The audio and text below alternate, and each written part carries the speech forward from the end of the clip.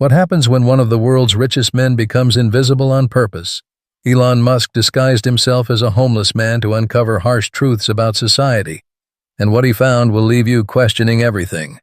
The sun blazed down on a busy Los Angeles morning, the kind of day where everyone seemed to have somewhere urgent to be. Hidden among the crowd, a man sat on a weathered piece of cardboard, his clothes tattered and his hair matted. To anyone passing by, he was just another nameless face in the city's growing homeless population. But this man wasn't who he seemed. Beneath the layers of dirt and despair was Elon Musk, one of the richest and most influential figures in the world. The idea had come to him during a sleepless night, scrolling through headlines that painted a grim picture of homelessness and the societal response to it. Musk was no stranger to big challenges, but this one felt deeply personal. How do you fix something, he'd wondered aloud, if you don't even understand it? In a matter of days, he had a plan. Gone were the tailored suits and high-tech gadgets. Instead, he donned second-hand clothes he bought from a thrift store and spent hours with a professional makeup artist who added just the right amount of grime and wear to his appearance. Even his usual sharp gaze was dulled by contact lenses that made his eyes seem tired and lifeless. Equipped with a small, discreet camera hidden in his jacket and a microphone sewn into his backpack strap, Musk set out to do what he'd never done before: live as one of the invisible people. He didn't want to watch from the sidelines or rely on second-hand accounts.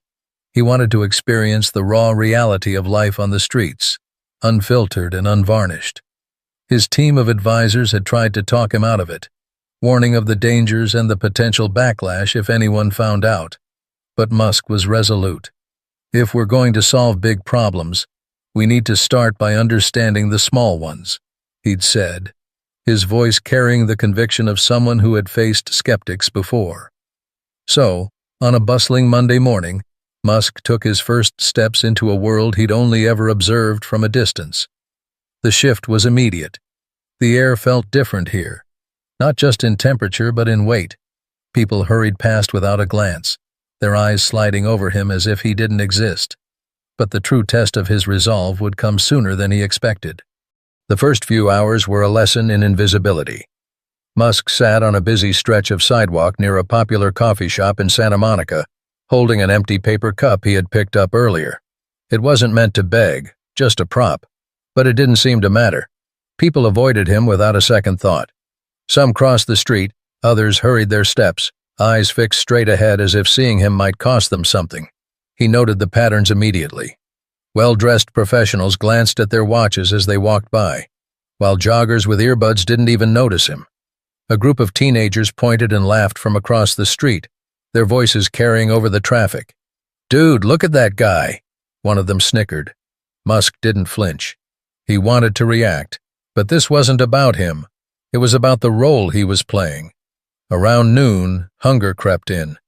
He hadn't eaten since the night before, intentionally skipping breakfast to immerse himself in the experience. Musk wandered to a food truck parked nearby, hoping to buy a cheap taco with the few crumpled bills in his pocket. As he stood in line, the discomfort of those around him was palpable. A woman holding a designer purse stepped aside, her smile tight and uneasy. The cashier, a young man who couldn't have been older than 20, hesitated when Musk approached. "You gonna pay for this?" the cashier asked, his tone skeptical. Musk nodded, handing over the exact change. The taco was small, barely enough to stave off the gnawing hunger, but it was the reaction that stuck with him. In his usual life, people bent over backward to cater to him. Here, he was just another burden. By the afternoon, exhaustion set in. The sun was relentless, and there was nowhere to sit that didn't feel like a public stage. Musk found a spot under a tree at a nearby park, its shade offering a brief respite. He watched as families played and couples picnicked, none of them acknowledging the man sitting just a few feet away. The isolation was suffocating, but he pushed through, scribbling mental notes for later. Then, an interaction caught his attention. A security guard approached a homeless woman sitting nearby. Her belongings, a few bags and a blanket, were spread out on the grass. "You can't stay here," the guard barked. The woman pleaded softly, her voice barely audible, but the guard didn't budge. She gathered her things and shuffled away, her head low. Musk felt a pang of anger, but knew he couldn't intervene. Not yet. But the day wasn't over, and the most unexpected encounter was still to come. As the sun began to dip lower in the sky, painting the streets in hues of orange and gold, Musk decided to move closer to downtown Los Angeles. The area was more crowded, with tourists mingling among locals. He thought the anonymity of the crowd might shield him, but it didn't take long for trouble to find him. It started with a police car pulling up to the curb. Musk hadn't done anything to attract attention, but he'd learned quickly that sometimes just existing was enough. Two officers stepped out, their boots hitting the pavement with a deliberate thud. One of them, a stocky man with a square jaw, fixed his gaze on Musk and motioned for him to stand up. "What are you doing here?" the officer asked, his tone sharp. Musk looked up, startled. "Just sitting," he replied, keeping his voice steady. The officer's eyes narrowed, scanning Musk from head to toe. "You can't loiter here. Move along." Musk stood slowly, grabbing his backpack. "I wasn't bothering anyone," he said, keeping his tone neutral. But the officer wasn't interested in explanations. "I said move along," he repeated, this time placing a hand on Musk's shoulder. The grip was firm, bordering on aggressive. The interaction drew the attention of passers-by, some slowing down to watch, others pretending not to notice. Musk felt a surge of frustration bubbling up inside him. In his regular life, his words carried weight, his presence commanded respect. Here, he was just another nameless figure being pushed around. The second officer, a younger woman who seemed less inclined to escalate the situation, stepped in. "Maybe we should just let him go," she said softly. The first officer shot her a look but reluctantly released Musk's shoulder. "Fine," he muttered, "but don't let me see you hanging around here again." As the officers walked away, Musk stood frozen for a moment, his mind racing. The encounter had been brief, but it left a deep impression. He hadn't done anything wrong, and yet the default assumption had been one of guilt. How many others had experienced this, he wondered. How many times had they been made to feel less than human? Shaking off the encounter, Musk decided to keep walking. He didn't want to dwell on it, but the questions lingered. Was this the reality for so many people every single day? But just when he thought the day couldn't get more disheartening, an act of kindness changed everything. As twilight descended and the city lights began to flicker on, Musk wandered into a quieter street. His feet ached, and the weight of the day bore down on him. He found a spot outside a small convenience store and sat, leaning against the wall. His stomach growled. The earlier taco had done little to stave off his hunger. He felt raw, exposed, and more alone than he ever had in his life. While he sat there, a man exited the store, juggling a few grocery bags. He was middle-aged, with a worn baseball cap and a tired yet kind expression. As he passed by, he slowed down, glancing at Musk. Their eyes met briefly, and Musk braced himself for the usual disdain or indifference. But the man stopped. "You okay, buddy?" the man asked, his voice genuine. Musk hesitated, caught off guard. "Just trying to get through the day," he replied, choosing his words carefully. The man nodded, setting his bags down. "Here," he said, reaching into one of them. He pulled out a sandwich and a bottle of water, handing them to Musk. "It's not much, but it'll help." For a moment, Musk was speechless. He'd spent the entire day being ignored, dismissed, and even harassed. This small act of kindness felt monumental. "Thank you," Musk said, his voice catching slightly. "You didn't have to do that." The man shrugged, offering a small smile. "We've all been through tough times, just paying it forward." With that, he picked up his bags and walked away, disappearing into the flow of the city. Musk sat there for a while, holding the sandwich and water in his hands. It wasn't just the food. It was the gesture. In a single moment, this stranger had acknowledged him, treated him like a person. It was a stark contrast to the indifference he'd faced all day. As he ate, Musk's mind raced with ideas. This experiment had been about observing the problem, but now he felt a deeper responsibility to address it. What would it take to create a world where acts of kindness like this weren't the exception but the rule? But before he could fully process this moment, another encounter would push him further into the depths of his journey. As the evening grew darker, Musk ventured further into the heart of downtown. The streets seemed to take on a different character at night, with their flickering streetlights and shadows stretching across the pavement. Groups of people gathered on corners, their conversations blending into the hum of distant traffic. The air felt heavier now, charged with an undercurrent of tension. He found himself in an alleyway where a small group of homeless individuals had set up a makeshift camp. Musk approached cautiously, not wanting to intrude, but one of the men noticed him and waved him over. "You look new around here," the man said, his voice rough but not unkind. Musk introduced himself simply as Eli, careful to maintain his cover. The group welcomed him, offering a spot near their fire, a small, sputtering flame in a tin barrel. They shared stories, laughter, and even what little food they had managed to scrape together. Musk listened intently, absorbing their experiences. Each story was a window into a world he'd never truly understood before. But the camaraderie was short-lived. A loud voice echoed down the alley, harsh and commanding. "Clear out, now!" A man wearing a security uniform appeared, flanked by two others.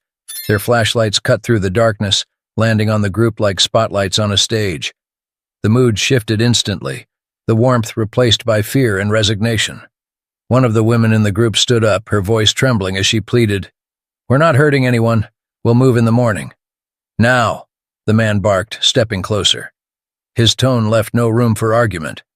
The group began packing their belongings in silence, their faces etched with frustration and defeat. Musk felt a surge of anger but remained silent, knowing he couldn't blow his cover. As they scattered into the night, Musk followed one of the men from the group, an older gentleman named Reggie. They walked in silence for a while until Reggie finally spoke.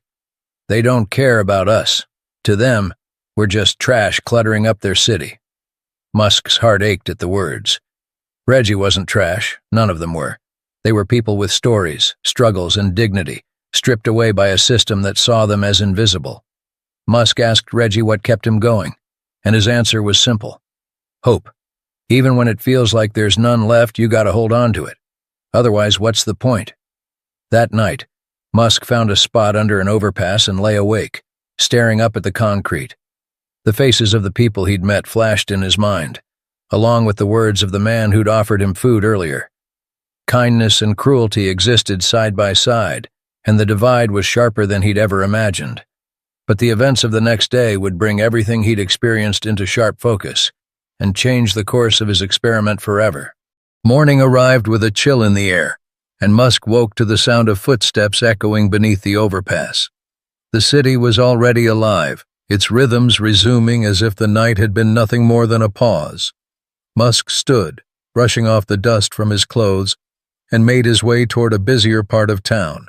He had no specific destination, just a growing sense of purpose gnawing at him.